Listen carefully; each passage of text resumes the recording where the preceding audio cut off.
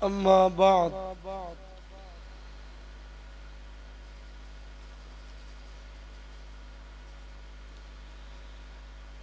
عن ابن عمر قال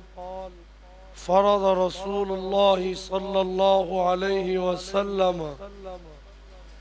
زكاة الفطر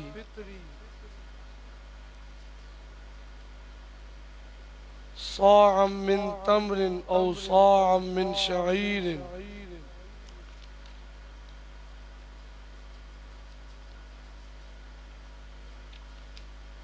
على العبد والحر والذكر والأنثى والصغير والكبير من المسلمين وأمر بها أن تؤدى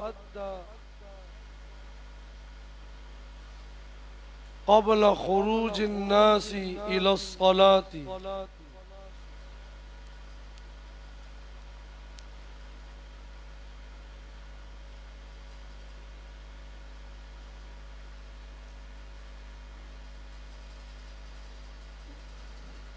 حضرت عبداللہ ابن عمر رضی اللہ تعالی عنہ سے روایت ہے، آپ نے فرمایا کہ رسول اللہ صلی اللہ علیہ وسلم نے مسلمانوں میں سے ہر غلام اور آزاد پر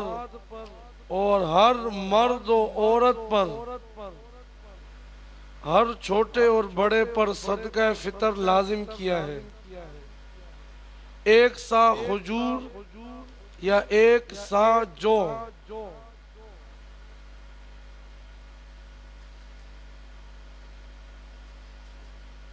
اور حکم دیا ہے کہ یہ صدقہ فطر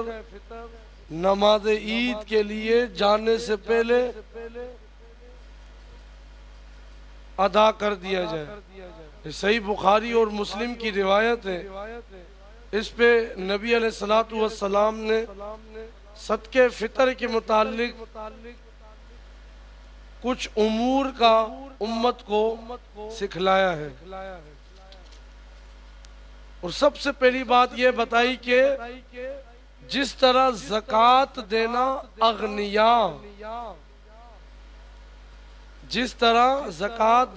اغنیاء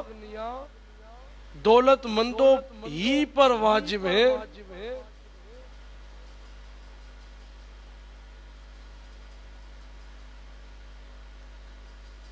صدقہ فطر اس کے متعلق فرمایا کہ زکوٰۃ کی طرح صدقہ فطر بھی اغنیاء دولت مندوں ہی پر واجب ہے، اور اس کے ساتھ ساتھ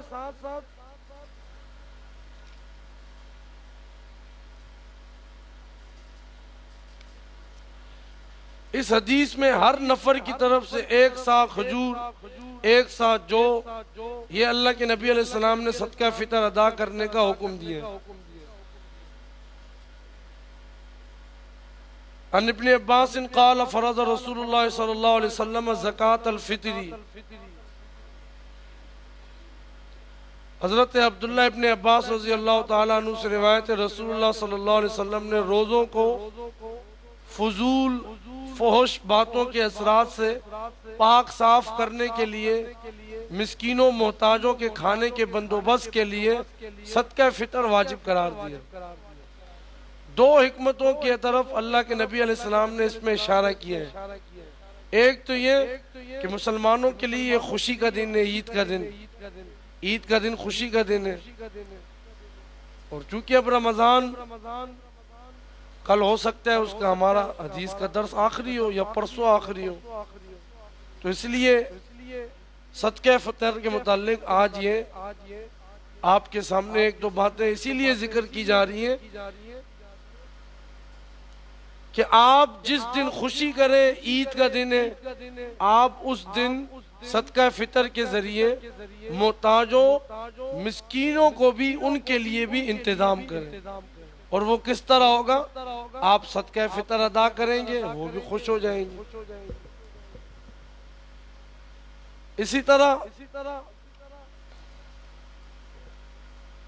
دوسری یہاں پہ یہ بتائی زبان کی بے احتیاطیاں اور بے باکیاں، ان سے روزے پر ظاہر سی بات ہے فرق پڑا ہے۔ ہم نے روزے رکھے، اس کے اندر کچھ نہ کچھ تو غلطی ہم سے ہوئی ہوگی، تو اب اس میں کیا کیا جائے؟ آپ صدقہ فطر عطا کریں، انشاءاللہ اس سے ان روزوں کا کفارہ اور فدیہ ادا ہو جائے گا۔ اللہ پاک ان گناہوں کو انشاءاللہ اپنی رحمت سے معاف کر دے۔ یہ تو اس کے بارے میں جو حدیثیں تھی کہ صدقہ فطر اس طرح ادا کی نہیں۔ جو مسلمان اتنا مالدار ہے کہ اس پر زکوٰۃ فرض ہے، یعنی جس کے پاس سونا چاندی مال تجارت میں سے کوئی بقدر نصاب ہے، اس پر تو یہ صدقہ واجب ہے۔ اب جس کے پاس یہ چیزیں نہیں ہیں مگر ضرورت سے زیادہ سامان ہے، برتن وغیرہ موجود ہیں، یہ وہ صورت ہے کہ اس صورت میں یہ زکوٰۃ سے ہٹ کے مسئلہ ہے کہ ایک بندہ ہے اس کے پاس سونا چاندی مال تجارت اس میں سے نصاب کے بقدر کچھ نہیں ہے، لیکن اس کے پاس ایسی کوئی چیزیں ہیں جو ضرورت سے زائد سامان ہے۔ گھر کے اندر آپ اندازہ لگائیں جتنی بھی ضرورت سے زائد ہے، کوئی ہم اکثر گھروں میں ایسا ہوتا ہے کہ کئی برتن ہم نے ضرورت سے زیادہ رکھے ہوئے ہوتے ہیں، کئی مرتبہ ایسا ہوتا ہے، کئی گھروں میں ہوتا ہے، اور کئی ساری چیزیں، ایک موٹر سائیکل ضرورت انہوں نے 2 رکھی ہوئی ہے، ہاں جی، تو اب یہ ان کی قیمت 52.5 تولہ چاندی کے برابر ہے یا اس سے زائد ہے اس دور کے حساب سے، تو اس پر قرضہ بھی نہیں ہے، تو اس کے اوپر عید الفطر کے دن صدقہ فطر دینا واجب ہے۔